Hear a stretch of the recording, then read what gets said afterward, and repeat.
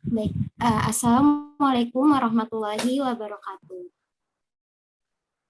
Waalaikumsalam warahmatullahi wabarakatuh. Iya, saya Anija Rustam, perwakilan dari kelompok 5, izin untuk memulai diskusi kita pada pertemuan hari ini, yaitu mengenai penelitian studi pustaka. Sebelumnya, saya akan memperkenalkan anggota dari kelompok 5, yaitu ada Alia Jadnika, Anija Rustam, Gina Larasiwi, dan Inayatus Solihah. Selanjutnya,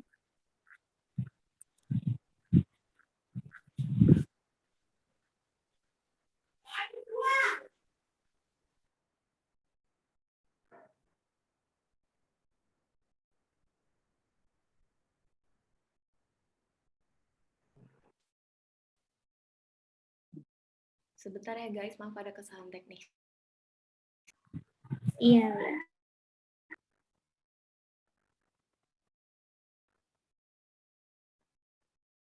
Sudah kelihatan belum ya? Sudah terlihat.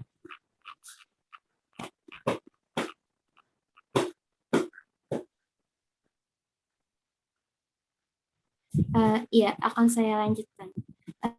Jadi sebelum kita memulai untuk membahas materinya satu-satu, kami akan menyampaikan apa yang akan kami bahas dalam pembahasan mengenai penelitian studi pustaka ini. Yang pertama, kami akan membahas mengenai definisi atau pengertian dari studi pustaka. Yang kedua itu tujuan dan manfaatnya. Yang ketiga itu karakteristiknya. Yang keempat itu contoh atau hasil dari studi pustaka. Yang kelima itu strateginya. Strategi yang digunakan untuk penelitian studi pustaka. Yang keenam itu metode yang dapat digunakan untuk penelitian studi pustaka. Yang ketujuh itu sumber penelitian untuk studi pustaka. Nomor 8 itu macam-macam. Nomor 9 itu langkah-langkah melakukan penelitian studi pustaka. Dan yang ke-10 itu kelebihan dan kelemahan dari penelitian studi pustaka itu sendiri.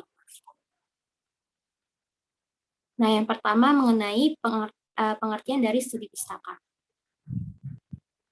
Jadi, untuk definisi dari penelitian studi pustaka itu sendiri, banyak para ahli yang mengeluarkan pendapatnya untuk mendefinisikan apa sih itu penelitian studi pustaka.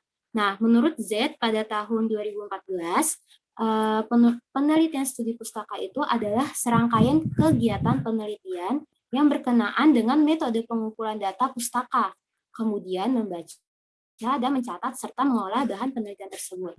Lalu ada juga pendapat dari Sugiono pada tahun 2018 yang mengatakan bahwa studi pustaka itu kajian secara teori yang melalui referensi-referensi terkait dengan nilai, budaya, dan norma yang berkembang pada situasi sosial yang diteliti.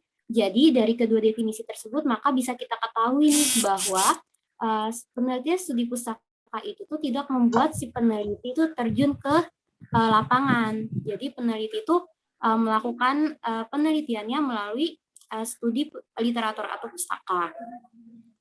Selanjutnya, Alia.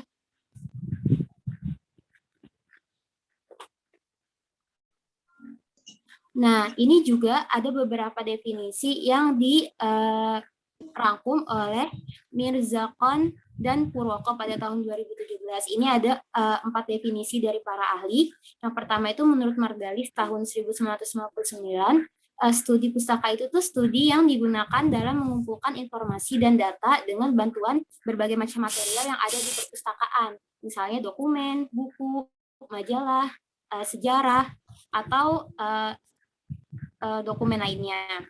Terus menurut Nazir tahun 1988, teknik pengumpulan data untuk studi pustaka itu tuh melakukan penelaahannya itu tuh lewat buku, literatur, catatan, serta berbagai laporan yang berkaitan dengan masalah yang ingin dipecahkan. Nah, menurut Sarwono pada tahun 2006, studi pustaka itu tuh studi yang mempelajari berbagai buku sebagai referensi serta hasil penelitian sebelumnya yang sejenis tujuannya untuk mendapatkan landasan teori mengenai masalah yang akan diteliti. Nah, menurut Sugiono juga pada tahun 2012, studi pustaka itu merupakan kajian yang teoritis, referensi serta literatur ilmiah lainnya yang berkaitan dengan budaya, nilai, dan norma yang berkembang pada situasi sosial yang diteliti. Selanjutnya, Alia. Nah, ini juga ada pendapat dari Danan Jaja tahun 2014. Jadi, studi pustaka itu, cara penelitiannya salah satunya itu bibliografi yang secara sistematik ilmiah. Jadi, yang meliputi pengumpulan bahan-bahan bibliografi yang berkaitan dengan sasaran penelitian yang akan dilakukan oleh si peneliti itu. Dan teknik pengumpulannya dengan menggunakan metode kepustakaan. Jadi, ngambil sumbernya itu dari kepustakaan dan mengorganisasikan serta menyajikan data-datanya. Dan yang pendapat dari ahli yang kami ambil terakhir itu menurut Khatibah tahun 2011, yaitu studi pustaka adalah kegiatan yang dilakukan secara sistematis untuk mengumpulkan, mengolah, dan menyimpulkan data dengan menggunakan metode atau teknik tertentu untuk mencari jawaban atas permasalahan yang dihadapi melalui penelitian kepustakaan. Nah, selanjutnya jadi dari definisi yang telah dipaparkan oleh para ahli sebelumnya, jadi bisa kita kesimpulkan bahwa studi pustaka ini adalah kegiatan penelitian yang dilakukan dengan cara mengumpulkan informasi dan data dengan bantuan berbagai macam material yang ada di perpustakaan. Misalnya seperti buku referensi, hasil penelitian sebelumnya yang sejenis. Jadi misalnya permasalahan tersebut sudah diteliti dan mirip dengan apa yang ingin kita teliti. Terus bisa jadi dari artikel atau catatan, misalnya serta dari jurnal-jurnal yang berkaitan dengan masalah yang ingin dipecahkan. Dan kegiatan studi pustaka ini dilakukan secara sistematis untuk mengumpulkan, mengolah, dan menyimpulkan data dengan menggunakan metode atau teknik tertentu guna mencari jawaban atas permasalahan yang dihadapi. Ya, selanjutnya adalah tujuan dan manfaat studi pustaka. Dalam penelitian, kepustakaan, penelusuran pustaka lebih daripada sekedar melayani fungsi-fungsi persiapan kerangka penelitian. Jadi salah satu tujuannya adalah mempertajam metodologi atau memperdalam kajian teoritis. Lalu yang selanjutnya adalah penelitian kepustakaan dapat sekaligus memanfaatkan sumber kepustakaan untuk sumber data penelitiannya, tanpa melakukan penelitian lapangan. Manfaat studi pustaka. Pertama adalah menggali teori-teori dasar dan konsep yang telah ditemukan oleh para peneliti terdahulu, mengikuti perkembangan penelitian dalam bidang yang akan diteliti, memperoleh orientasi yang lebih luas mengenai topik yang dipilih, dan memanfaatkan data sekunder serta menghindarkan duplikasi penelitian. Selanjutnya.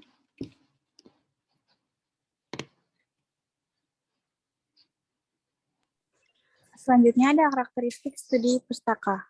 Sebelumnya suara saya terdengar dengan jelas atau tidak ya teman-teman? Terdengar gini. Oke, saya lanjutkan. Boleh di next.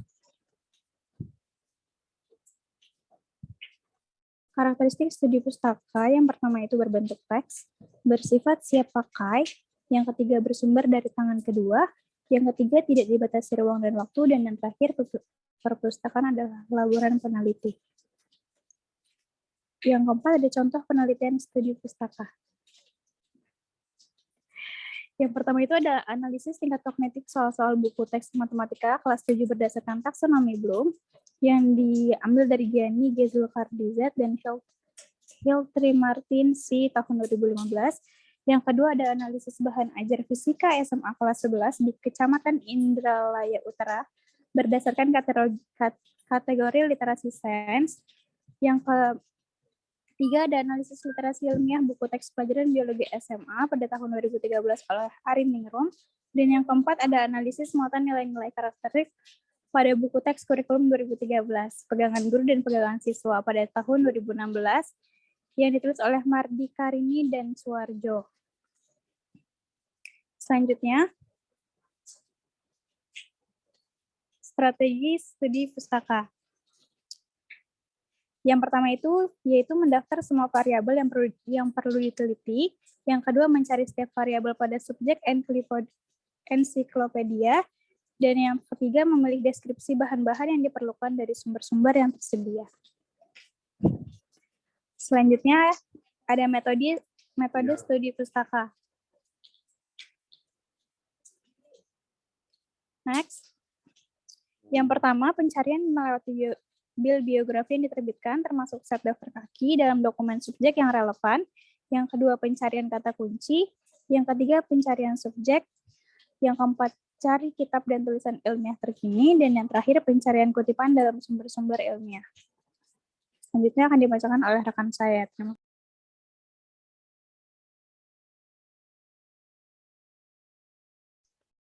Next, selanjutnya ada sumber penelitian studi pustaka. Ada beberapa macam sumber informasi yang dapat digunakan peneliti sebagai bahan studi kepustakaan. Di antaranya yang pertama ada jurnal penelitian. Dalam jurnal ini beberapa hasil penelitian terpilih diterbitkan sehingga dapat digunakan sebagai acuan bagi perkembangan ilmu pengetahuan yang baru. Lalu yang kedua, sumber buku. Buku merupakan sumber informasi yang sangat penting karena sebagian bidang ilmu yang erat kaitannya dengan penelitian diwujudkan dalam bentuk buku yang ditulis oleh seorang penulis yang berkompeten di bidang ilmunya. Lalu yang ketiga, surat kabar dan majalah. Media cetak ini merupakan sumber pustaka yang cukup baik dan mudah diperoleh di mana-mana. Lalu yang keempat, internet. Kemajuan teknologi membawa dampak yang sangat signifikan di bidang informasi. Para peneliti dapat langsung mengakses internet dan mendapatkan informasi yang diinginkan dari berbagai negara dengan sangat cepat. Next. Lalu selanjutnya ada macam-macam bentuk riset kepustakaan. Yang pertama kajian pemikiran tokoh. Penelitian pemikiran figur adalah penelitian yang berupaya untuk mencari tahu atau mengetahui pemikiran figur tertentu melewati karya-karya yang ditinggalkannya. Peneliti seringkali harus mencantumkan dalil akademik yang paling ilmiah sehubungan yang keterkaitannya guna mengkaji pemikiran figur tertentu. Lalu yang kedua ada analisis buku teks. Buku teks yang dimaksud dalam urusan ini mencakup kitab pelajaran atau SD, MI, SMA, MA, dan SMK, dan buku-buku referensi di perguruan tinggi lainnya. Penelitian berbasis analisis ini terhadap buku-buku latihan di sekolahnya biasanya mempunyai sifat evaluasi untuk mengukur relevansi materi latihan dengan pertumbuhan mutakhir. Lalu yang ketiga ada kajian sejarah. Hampir semua sejarah selalu memakai penelitian kepustakaan dengan teknik pendataan data dokumenter. Akan tetapi, data-data dalam riset sejarah tidak terbatas pada kitab atau karya, melainkan mencakup benda-benda peninggalan sejarah. Meskipun demikian, riset sejarah tidak melulu sebatas untuk menggali tahu peristiwa yang sudah terjadi di masa lampau, namun lebih menitik beratkan pada analisis sejarah yang berupaya mengungkap peristiwa-peristiwa di balik bukti-bukti sejarah yang ada. Ya, selanjutnya adalah langkah-langkah penelitian studi pustaka. Yang pertama, pemilihan topik dapat dilakukan berdasarkan permasalahan dalam fenomena yang ada. Lalu, selanjutnya eksplorasi informasi terhadap topik yang dipilih untuk menentukan fokus penelitian. Yang ketiga, menentukan fokus penelitian berdasarkan informasi yang telah diperoleh dan dapat berdasarkan prioritas permasalahan. Lalu yang keempat, sumber data yang dikumpulkan adalah berupa informasi atau data empiris yang bersumber dari buku-buku, jurnal, hasil laporan penelitian, dan literatur lain yang mendukung tema penelitian ini. Lalu yang kelima adalah membaca sumber kepustakaan. Merupakan sebuah kegiatan perburuan yang menuntut keterlibatan pembaca secara aktif dan kritis agar bisa memperoleh hasil maksimal. Dalam membaca sumber penelitian, pembaca harus menggali secara mendalam bahan bacaan yang memungkinkan adanya ide-ide baru yang terkait dengan judul penelitian. Lalu yang keenam, membuat catatan penelitian. Merupakan tahap yang paling penting dan puncak dalam keseluruhan rangkaian penelitian. Yang ketujuh, mengolah catatan penelitian, yaitu semua sumber yang telah dibaca, kemudian diolah atau dianalisis untuk mendapatkan suatu kesimpulan yang disusun dalam bentuk laporan penelitian. Yang kedelapan adalah penyusunan laporan sesuai dengan sistematika penulisan yang berlaku. Selanjutnya.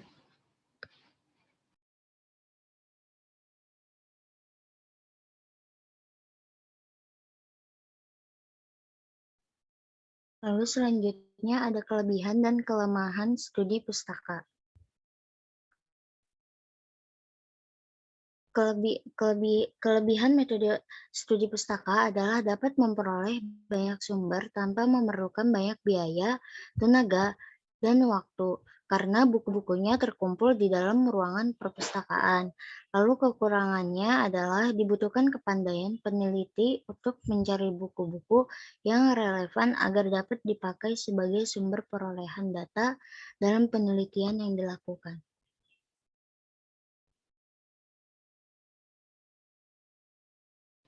Ya, sekian dari kelompok kami. Apakah dari teman-teman ada yang ingin bertanya?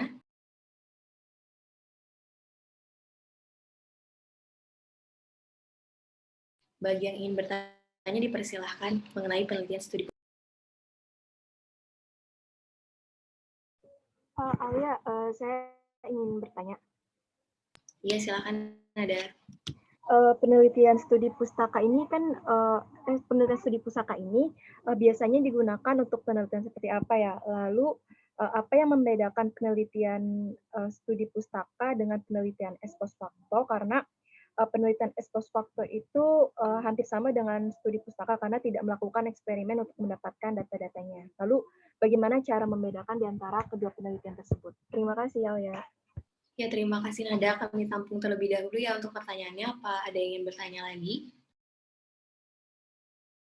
Saya ingin bertanya, untuk studi pustaka sendiri, masalah atau rumusan masalah seperti apa yang lebih baik dikaji dengan menggunakan penelitian studi pustaka? Terima kasih.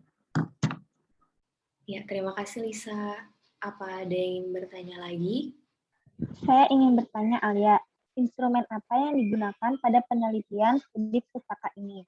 Dan bagaimana cara peneliti menggunakan instrumen tersebut? Sebab sumber data pada penelitian ini kan bersifatnya literatur ya. Nah, itu gimana ya?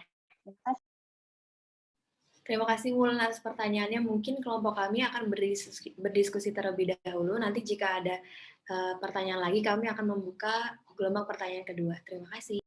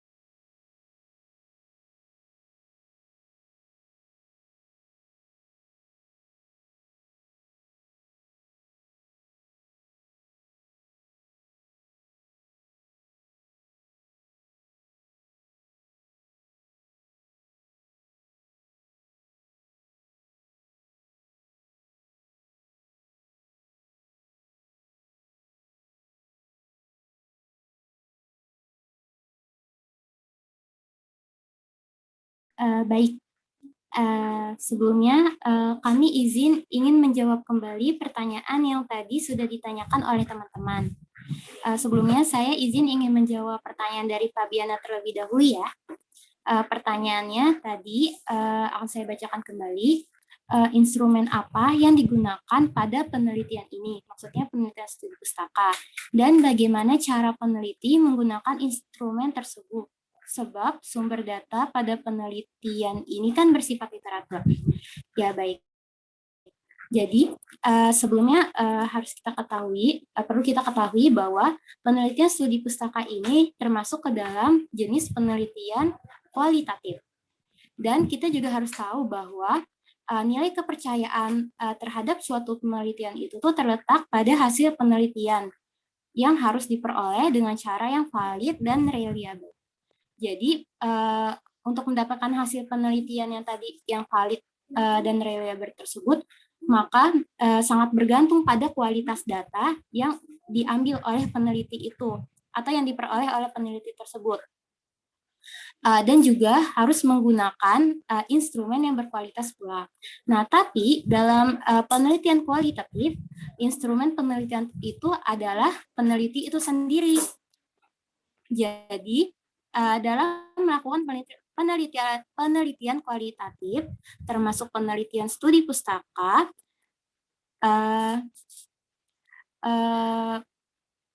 tadi kan alat penelitian maksudnya tadi kan instrumen penelitiannya itu tuh kan peneliti itu sendiri.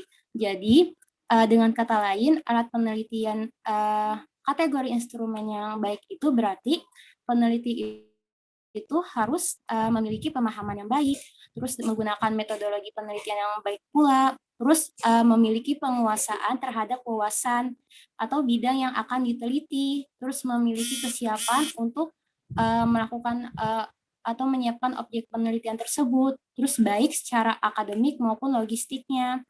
Dan hal tersebut tuh dilakukan agar instrumen atau peneliti itu mampu menetapkan fokus penelitiannya. Selain itu juga misalnya dalam memilih sumber data, melakukan pengumpulan data, terus menilai kualitas data dan analisis data, terus menafsirkan dan membuat kesimpulan atas penelitiannya itu tuh juga dilakukan oleh penelitian itu sendiri kan, oleh peneliti itu sendiri. Jadi makanya disebutkan bahwa dalam penelitian kualitatif salah satunya itu studi pustaka, bahwa peran peneliti itu sebagai key instrument, yang dimana maksudnya itu tuh dalam proses penelitiannya bahwa peneliti itu memiliki peran yang sangat penting. Dan juga tadi instrumen pada penelitian studi pustaka itu kan peneliti itu sendiri, itu juga bisa disebut sebagai human instrument. Ya, jadi pertanyaan tadi dari Fabi, instrumen yang digunakan pada penelitian studi pustaka ini itu peneliti itu sendiri. Dan bagaimana cara peneliti menggunakan instrumen tersebut, sebab sumber data pada penelitian ini kan bersifat literatur. Yaitu berarti tadi kan instrumennya kan peneliti, berarti peneliti dalam mencari sumber datanya, sumber kepustakaannya untuk melakukan penelitian, ya tadi harus memperhatikan hal-hal yang sudah tadi saya jelaskan. Apakah terjawab, Fabi, pertanyaannya? Jawab, Anija. Terima kasih ya. Jadi instrumen pada Maaf, Fabi, suaranya kurang terdengar.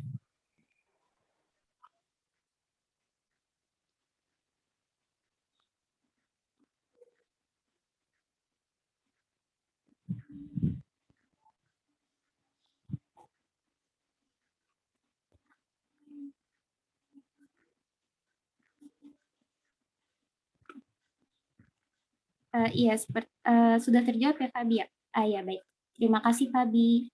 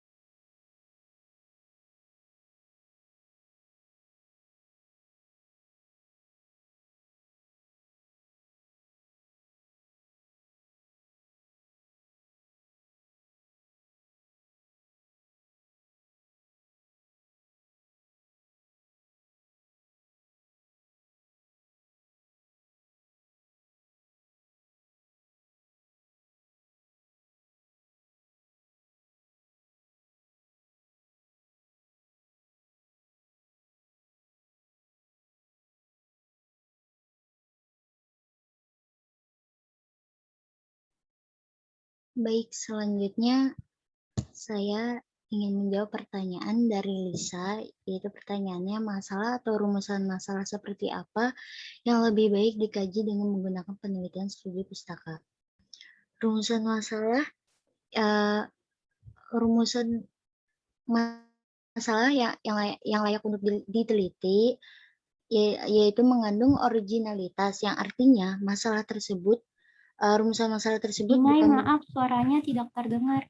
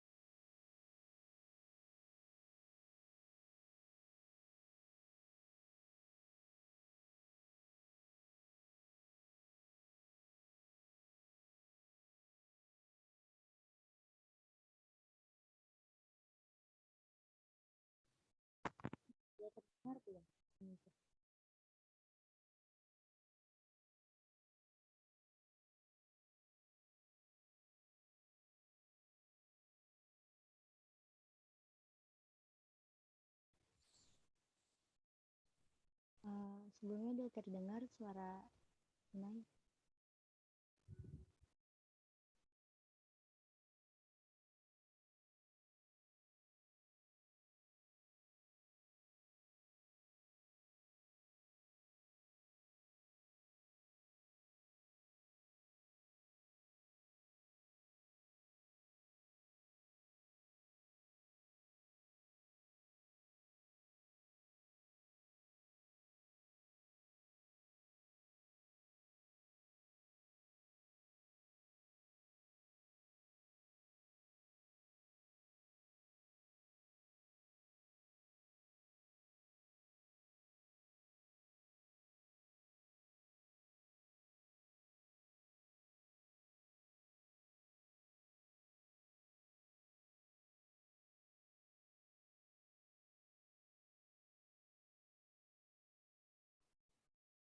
Udah kedengeran belum teman-teman?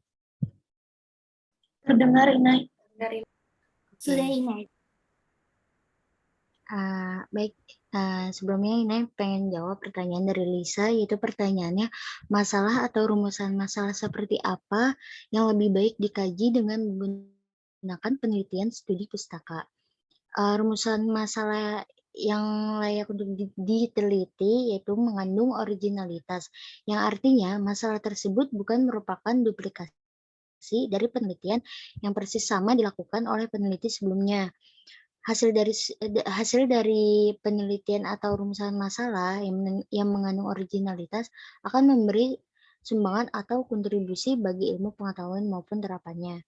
Lalu rumusan masalah yang akan diteliti sudah seharusnya dipilih yang penting, signifikan, dan memberi manfaat baik bagi ilmu pengetahuan maupun memberi sumbangsi bagi pemecahan masalah yang nyata. Dan rumusan masalah pun tidak boleh mengada-ngada. Jadi intinya rumusan masalah yang diteliti studi pustaka ini bisa pakai rumusan masalah apa aja. Yang penting sesuai dan sumbernya memadai dan relevan. Gitu, Lisa.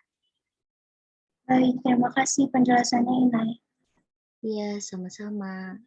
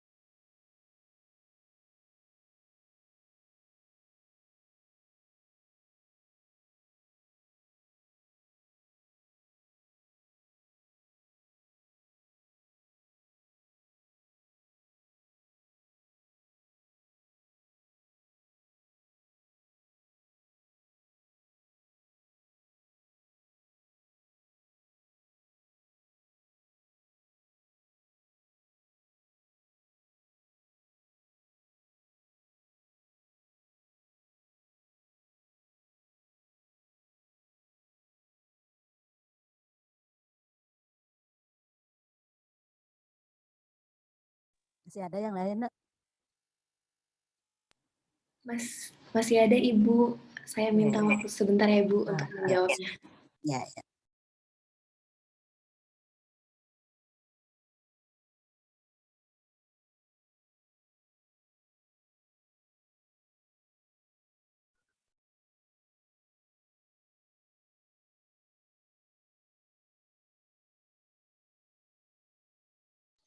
Ya, selanjutnya saya akan menjawab pertanyaan dari Nahdah. Pertanyaannya adalah, penelitian studi pustaka ini biasanya digunakan untuk penelitian seperti apa? Lalu apa yang membedakannya dengan penelitian ex post facto? Karena sama-sama tidak melakukan eksperimen. Oke.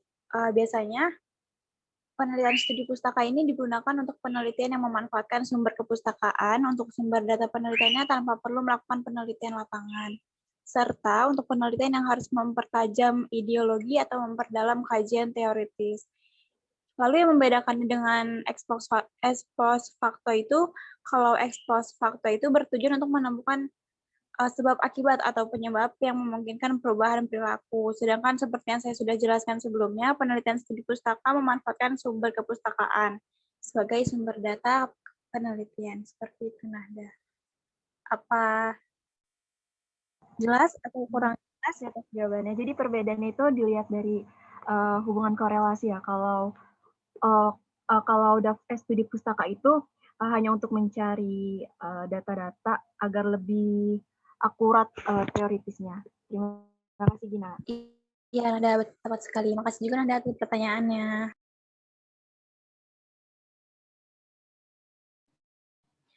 Ibu Iva, saya ingin bertanya, apa selanjutnya kami membuka pertanyaan untuk gelombang kedua atau ada tambahan atau langsung ada tambahan materi dari Ibu?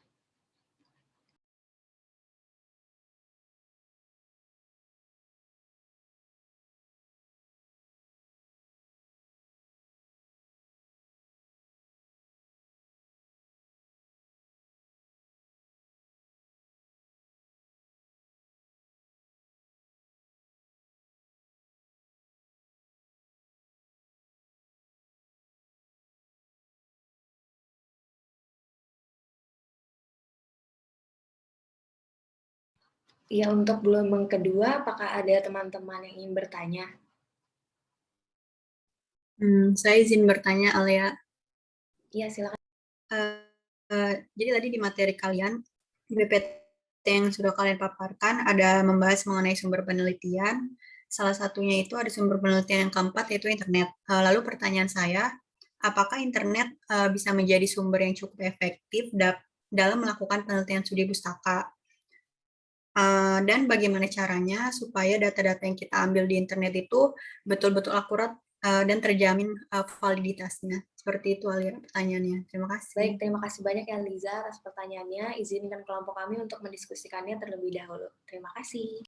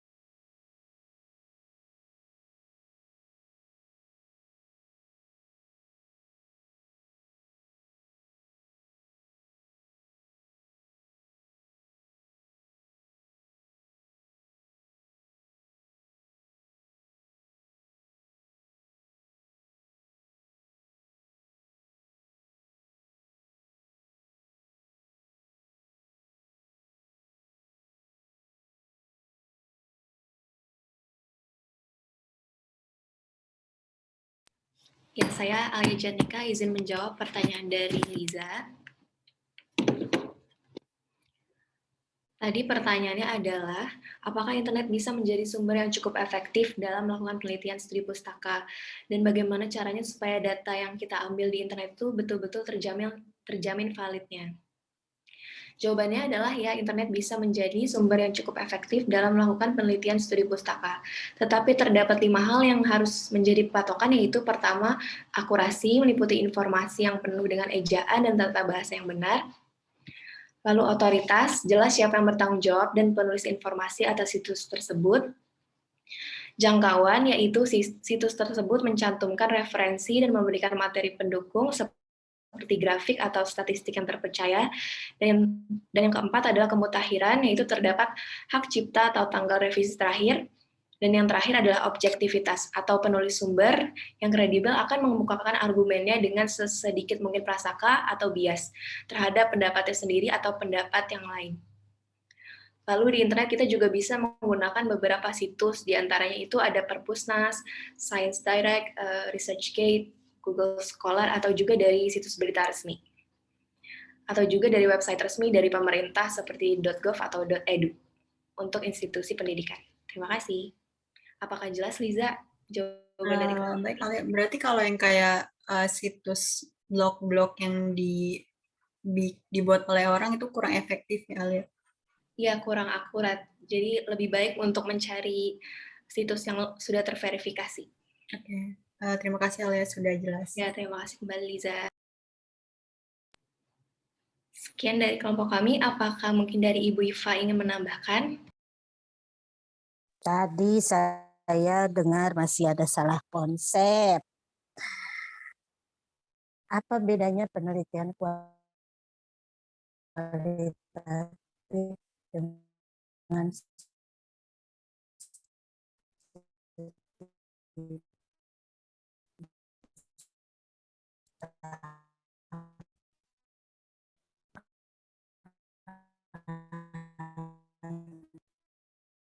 masih terus pertanyaan dari rumusan masalah.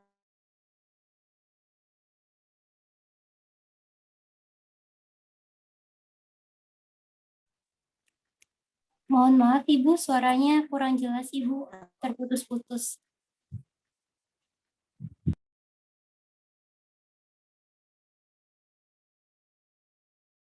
Apa saja lah, kalau apa sih pustaka, studi di pustaka. Nah, pustakanya yang barusan yang terkait dengan pustaka lagi nguji putus seperti itu. Bentar, saya itu lagi dicas, ada nyawanya. Dan sebentar saya naik dulu ke tangga. Jadi kalau studi pustaka berarti kita mencari pustaka di situ, isi pustaka. Kalau mencari isi pustaka, masa instrumennya diri sendiri? Coba dicek lagi bagian-bagian apa sih di dalam penelitian kualitatif itu, seperti apa sih ragamnya di situ. Tidak ada studi pustaka. Jadi harus betul-betul digali ilmunya. Namanya kita mau mengobok-ngobok pustaka, berarti rumusan masalahnya ya terkait pustaka. Jadi biasa dilakukannya ketika berbicara kalau ingin mengetahui sejarah A, obok-obok pustakanya. Nah, itu studi pustaka. Itu awalnya. Ketika sekarang marak kan banyak berubah tentang sejarah proklamasi. Nah, orang mau melihat lagi obok-obok sumbernya. Itu studi pustaka. Nah, kalau instrumennya diri sendiri, apa yang akan dicari? Kan harus ada guideline-nya. Harus jelas di situ. Beda ketika saya datang ke sekolah, kemudian saya ingin melihat seperti apa sih PJBL digunakan. Nah, baru itu adalah kita berbicara tentang instrumennya diri sendiri yang mengamati di situ. Tapi tetap di situ harus ada rambu. Apa yang akan diamati? Tidak kosong, datang saja melongo saja di sekelas itu, tidak demikian. Tapi kita punya rambu-rambu, apa sih yang akan diamati? Data apa yang saya inginkan? Itu harus ada.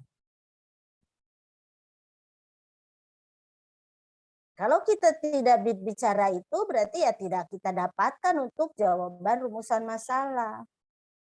Dicek lagi itu sumbernya, makanya gunakan sumber bahasa Inggris aslinya, babonnya, key reference. Jangan buku bahasa Indonesia. Key reference gunakan di situ.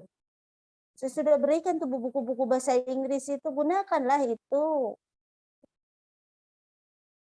Jadi jangan terkontaminasi antara kualitatif dengan studi pustaka. Namanya studi pustaka, kita menelaah di situ pustaka. Apa saja pustakanya, apakah itu dari buku, dari koran, dari apa, silakan. Nah, sekarang sudah berkembang nama pustaka itu, bukan hanya fisik yang ada di perpustakaan, bukan hanya itu, tapi sudah ke maya tadi. Jadi tadi betul harus ada kriteria, jangan gara-gara kita gampang atau mudah untuk melihat dunia maya langsung saja plok-plok diambil tanpa kita melihat kriterianya. Jadi tadi betul kriterianya itu harus valid, itu kuncinya, yang terpercaya, itu dapat bertanggung jawab. Kalau yang namanya blog suka-suka, yang penting aku namanya ada di internet, aku posting tugas lah apa, tugas itu walaupun jelek aku posting, namanya ada di web itu blog. Siapa yang bisa bertanggung jawab itu? Jadi tadi ketika berbicara itu adalah kriteria tadi, harus betul-betul valid, dapat dipertanggungjawabkan, originalitas jelas, karena itu sebagai sumber. Kalau sumbernya salah, apa yang kita nanti dapatkan? Nah itu. Ya. Jelas nggak suaranya ini, saya di tangga? Jelas Ibu, terima kasih. Jelas Ibu. Ya. Jadi harus betul-betul ketika kita mau mencari, misalkan kalau ketika sejarah saya ingin melihat bagaimana proses pertemuan, misalnya atau pertemuan Linggarjati misalkan. Jadi studi pustaka tentang pelaksanaan Linggarjati. Jadi saya cari beragam sumber tentang Linggarjati. Itu studi pustaka. Nah, ini yang hati-hati ketika nanti sudah masuk ke perkuliahan luring. Di PGSD ada beberapa atau mungkin yang daring juga ada dari kakak kelas studi pustaka, itu salah kaprah. Nah, sekarang kita harus melihat lagi konteksnya, apa yang akan kita tahu. Berarti terkait dengan teori di situ, terkait dengan sejarah, terkait dengan kebijakan. Ada sesuatu yang kita dapatkan berdasarkan sumbernya dari pustaka luring maupun pustaka yang internet daring. Jadi kita akan mengumpulkan suatu konsep terkait teori ataupun suatu konsep yang mengarah kepada suatu kebijakan, itu studi pustaka. Kalau kualitatif berarti kan ingin menemukan sesuatu. Nah, kita tidak tahu, tapi di sini kita menggali apa yang akan kita ketahui dari tadi teori atau kebijakan misalkan. Itu jelas ada rambu-rambunya, instrumennya dibuat. Kalau saya nanti akan menggunakan, akan mencarinya ke perpustakaan, buku yang digunakannya apa, itu berarti harus ada sortir di situ, itu instrumen. Buku mana yang bisa kita gunakan, artikel mana yang bisa saya gunakan untuk mendukung nanti mendapatkan tentang temuan penelitian secara teoritik atau mungkin nanti terkait dengan kebijakan. Gitu. Ya, jadi kita ingin tahu seperti apa sih secara komprehensifnya, ingin tahunya sumbernya dari pustaka. Gitu. Jadi kekuatannya itu ketika berbicara instrumen itu berarti harus ada panduan. Karena saya sendiri yang membaca tentang pustaka itu. Saya yang mendengar, misalkan kalau itu pustakanya dari audio. Jadi tadi ketika berbicara instrumennya peneliti bukan demikian, tapi dilakukan oleh peneliti di situ. Tetap harus ada rambu-rambu, apa sih yang akan kita cari? Mengenai apa saja yang akan kita cari, itu sebagai guideline dari instrumen. Nah, hati-hati ketika kualitatif itu harus analisis datanya berbeda. Dibedakan antara deskriptif dengan kualitatif. Mendeskripsikan dengan menemukan itu berbeda. Ketika mendeskripsikan ya ibaratnya seperti kita kameramen. Datang ke lokasi, kemudian mencari data di lokasi itu, sudah laporkan. Itu deskriptif. Bisa bicara tentang ada angka, ada tidak angka. Tapi kalau bicara kualitatif, non angka di situ. Jadi kalau kita mengkaji pustaka ada angkanya, otomatis itu bukan kualitatif. Jadi tidak bisa, makanya di situ berdiri sendiri penelitiannya studi pustaka, bukan penelitian kualitatif. Tuh, hati-hati ya, dibedah lagi bukunya itu sumber aslinya. Jadi rumusan masalahnya tidak semua rumusan apa saja, tidak. Kan ada rumusan kuantitatif eksperimen begini polanya. Rumusan ex post facto begini polanya. Rumusan tentang korelasi begini polanya. Masing-masing ada pola di situ. Tidak semua rumusan bisa digunakan untuk studi pustaka. Nah, ini yang menjadikan kemarin di PGSD salah kaprah. Pengaruh PJBL terhadap minat belajar studi pustaka. Lah, apaan itu? Kalau mau itu digali, berarti secara teori harus secara jelas. Ketika kita berbicara pengaruh, itu seperti apa? Harus terlihat, nampak pada realnya seperti apa. Nah, itu yang salah kaprah kemarin di PGSD. Gara-gara COVID, tidak bisa eksperimen, tidak bisa PTK, jadi salah kaprah kekajian pustaka. Ironisnya lagi, yang dikaji hanya 3 artikel. Waduh, logikanya bagaimana? Nalarnya bagaimana?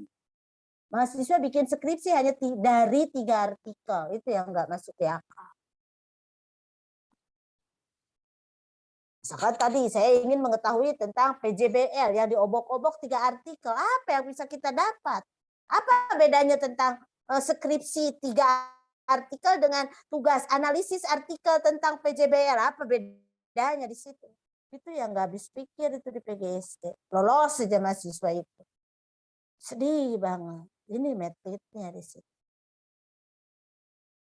Yang namanya studi pustaka berarti gali dari beragam sumber. Mana yang bisa dipertanggungjawabkan? Kalau kita hanya 3 artikel, apa yang kita dapat? Cuma 3 artikel, apa bedanya dengan tugas analisis artikel minimal 3? Apa bedanya? Itu skripsi, itu tugas mata kuliah, apa bedanya? Ini yang tidak masuk di akal. Jadi kalau seperti tadi, saya ingin melihat tentang bagaimana misalkan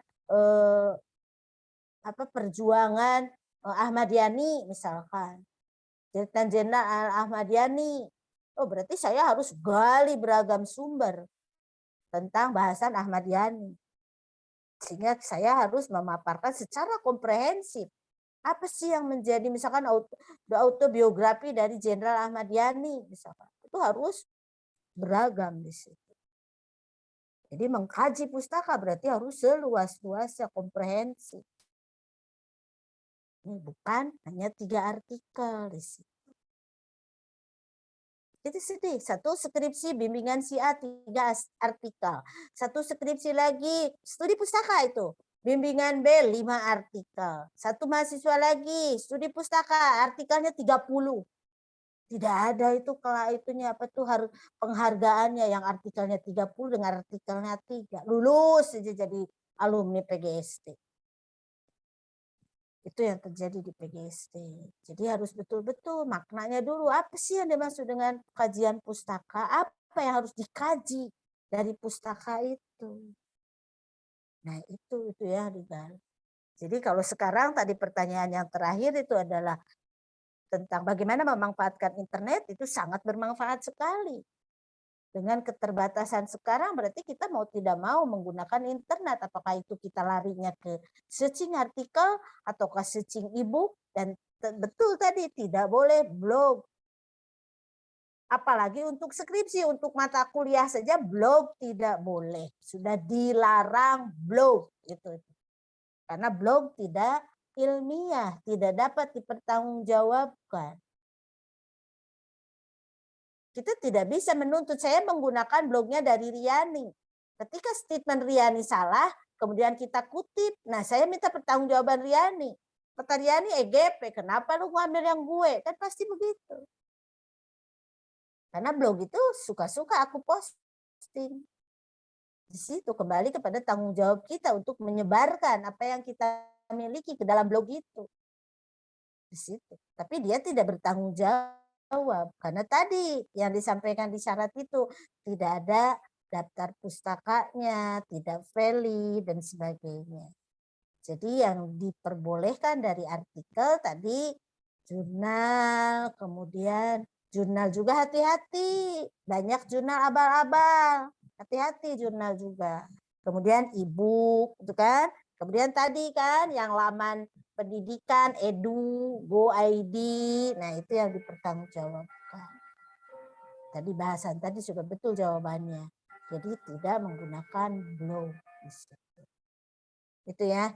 Nah, kaji lagi sistematikanya di dalam penelitian studi pustaka. Jadi ada korpus di situ, korpus penelitian. Berarti korpus itu adalah ruang lingkup dari pustakanya. Jadi saya menggunakan korpusnya itu e-book, ataukah saya menggunakan korpusnya itu dari artikel, itu berarti harus di dalam studi pustaka itu harus ada istilahnya screening data di situ. Jadi kalau saya ingin mengkaji tentang model pembelajaran problem based learning, apa sih problem based learning itu? Apa, bagaimana, untuk apa, mengapa? Dipaparkan dari beragam pustaka. Itu studi pustaka. Jadi tadi saya tidak berhadapan dengan orang, tapi saya berhadapannya dengan pustaka yang hard copy, pustaka yang soft copy. Gitu ya. Jadi harus ada instrumennya, harus ada rambu-rambunya. Apa sih yang akan kita cari? Seperti tadi, saya ingin meneliti tentang model pembelajaran project based learning. Kalau instrumennya diri kita, saya terus membuka buku-buku, apa yang akan saya cari? Di dalam membaca itu ya hanya sekedar membaca jadinya. Jadi tidak ada untuk pengelompokan data kalau kita tidak membuatnya itu adalah panduan, itu instrumennya. Jadi instrumen di sini bukan dalam bentuk angket, bukan dalam bentuk soal, tetapi dalam bentuk guideline, pedoman, panduan. Apa yang akan kita cari? Aspeknya apa? Ruang lingkupnya apa? Indikator-indikatornya apa di situ? Nah, makin luas indikator berarti nanti akan temuannya makin kompleks di situ. Jadi pertanyaannya kalau studi pustaka tidak perlu dikait-kaitkan, cukup satu variabel saja. Tidak dikaitkan pengaruh, tidak dikaitkan hubungan. Jadi pertanyaannya bagaimana penerapan, misalkan saya ingin melihatnya bagaimana misalkan tentang implementasi project based learning. Jadi secara teori seperti apa sih project based learning itu digunakan di dalam pembelajaran. Itu. Jadi khusus sumbernya hanya pustaka. Tidak ada yang lainnya. Itu ya. Oke, ada pertanyaan lagi? Silahkan. Jadi rumusan masalahnya tidak semena-mena, tidak. Tapi lebih mengarah rumusan masalahnya itu adalah bagaimana, lebih ke sana. Jadi nanti jawabannya harus bla bla bla bla, banyak sekali di situ. Jadi masuknya ke deskriptif, tapi deskriptifnya beda. Kalau deskriptif bisa dari orang, bisa dari sumber lain. Tetapi kalau kajian pustaka itu sumbernya hanya pustaka. Ya, oke, ada lagi pertanyaan.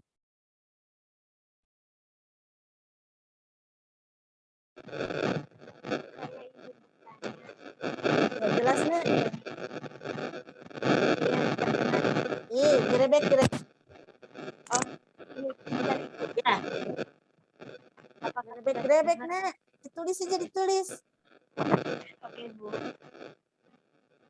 Apa yang saya? Suaranya gerebek.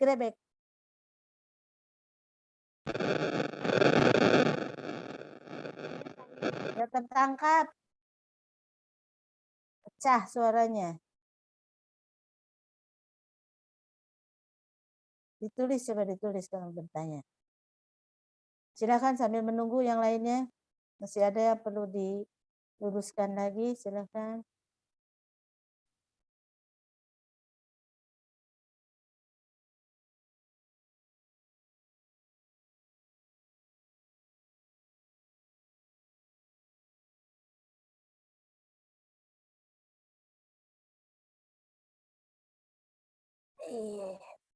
jurnal yang sudah ISSN. Bentar. Ya, ISSN ya, karena itu sudah masuk kategori yang 5 tadi. ISBN, ISSN, ISBN. Ya, masuk itu. Cinta gitu kan.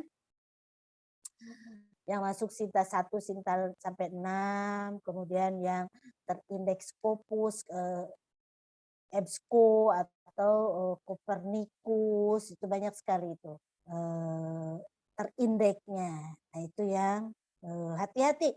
Jadi kalau mau melihat jurnal internasional yang bagus, level internasional, itu dilihat di Simago. Oke, Simago, SCMago, itu dicek nanti itu di situ jurnal yang betul-betul kelas tinggi. Tapi hati-hati, banyak jurnal abal-abal. Nanti ingatkan nanti PJ-nya saya nanti berikan bagaimana mendeteksi jurnal apakah abal-abal atau bisa dipertanggungjawabkan. Tapi kalau yang tertulis ISSN itu sudah terjamin. Itu ya Nak ya.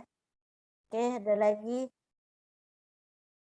Ibu, saya tanya Bu. Yara, ini tentang tugas analisis artikel sebenarnya Bu. Untuk misalkan untuk jurnal eksperimen, saya nemu jurnal itu yang ada tulisan ISSN-nya. Cuman di dalam jurnalnya itu tidak ada rumusan masalahnya Bu. Sedangkan di tabel Ibu itu kan ada rumusan masalah. Nah, itu apakah boleh dengan bahasa sendiri tetapi beda ketika kita berbicara skripsi, tesis, disertasi dengan berbicara artikel. Jadi kalau di artikel itu tidak ada subjudul rumusan masalah, tidak ada. Rumusan masalah itu hidden adanya di pendahuluan. Itu kalau di artikel. Beda dengan skripsi, kan latar belakang, rumusan masalah, tesis juga demikian, disertasi juga demikian. Tapi kalau artikel dia akan include di dalam pendahuluan.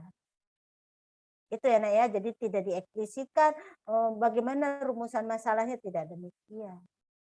Itu ya. Oke, ada lagi. Nanti belajar untuk artikel, membahas artikel. Jadi nanti kalau sudah masuk secara teori dari macam-macam penelitian, kemudian nanti kita bahas bagaimana membuatnya. Nah, baru nanti kita satu-satu menelaah artikelnya. Jadi di dalam artikel itu tidak ada latar belakang, perumusan masalah, tidak ada. Rata-rata itu langsung ke pendahuluan. Di dalam pendahuluan itu ada state of the art, ada novelty, di situ juga termuat rumusan masalah. Itu ya. Oke. Minggu depan masih ada presentasi. Ya. Kalau PJ-nya? Ada, Bu. Masih ada. Oke, tentang apa, Nak, minggu depan?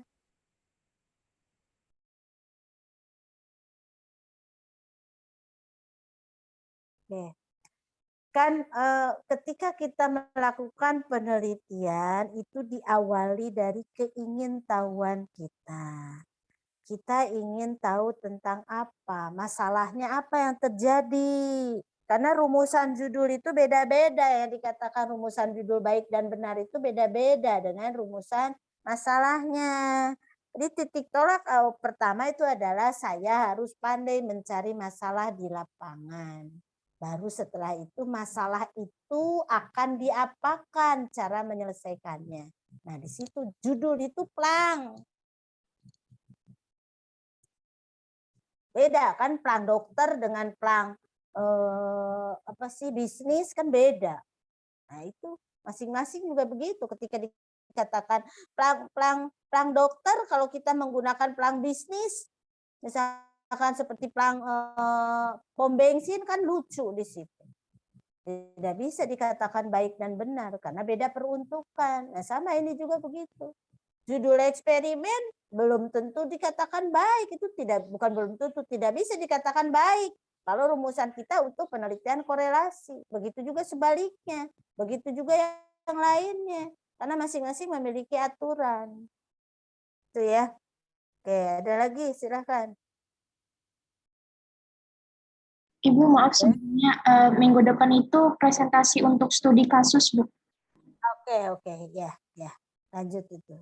Jadi kasus berarti, ya. Oke, kalau tidak ada lagi, berarti ada dia. Kalau masih ada pertanyaan lagi nanti ke GC ya, ingatkan saja nanti saya buka ke GC-nya. Ya. Oke. Masih ada. Baik Ibu. Ibu, sebelumnya kami dari kelompok 5 mengucapkan terima kasih Bu atas koreksiannya yang Ibu sampaikan tadi. Sama-sama. Makanya belajar dari sumber asli. Iya, baik Ibu. Salah. Nah, saya tadi untuk mendengarkan ini lagi mendua sama ujian lisan tuh guru-guru itu. Untung kedengeran tadi. Jadi hati-hati. Jadi apa yang harus bisa dipertanggungjawabkan. Ya, belajar lagi ya dari buku aslinya ya. Iya, baik. Terima kasih ya Ibu. Ya, sama-sama. Silakan ditutup. Iya, baik. Sekian presentasi dari kelompok 5 mengenai penelitian studi pustaka. Kurang dan lebihnya kami mohon maaf. Wassalamualaikum warahmatullahi wabarakatuh.